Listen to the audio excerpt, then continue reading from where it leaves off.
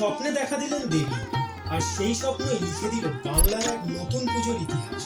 অষ্টাদশ শতাব্দী নদিয়ার কৃষ্ণনগরে রাজা কৃষ্ণচন্দ্র রায় নবাবের হাতে বন্দী। আর সেই রাতে স্বপ্নে দেখা দিলেন দেবী আর বললেন, আমার আরাধনা করো জগদ্ধাত্রী রূপে। মুক্তি পেয়ে দুর্গাপুজো না করে কার্তিক মাসের শুক্লা নবমীতে শুরু করলেন জগদ্ধাত্রী পুজো। পরে সেই পুজো ছড়িয়ে পড়ে চন্দননগরে ফরাসিদের দেওয়ান ইন্দ্রনারায়ণ চৌধুরীর হাত ধরে। রাজকীয় আচার থেকে এটি হয়ে ওঠে গোষ্ঠীগত উৎসব, মানুষের পুজো। দেবী জগদ্ধাত্রী করিন্দাসুর নামে অহংকারী দানবকে করেন পরাজিত, তার মানে আত্মতৃপ্তির উপরে আত্মজয়ের প্রতীক। আজ কৃষ্ণনগর থেকে চন্দননগর সবখানে আলো, ঢাক আর বিশ্বাসের মেলবন্ধন। জগদ্ধাত্রী পুজো আজ শুধু দেবীর আরাধনা নয়, বাংলার আধ্যাত্মিকতা আর গৌরবের উৎসব।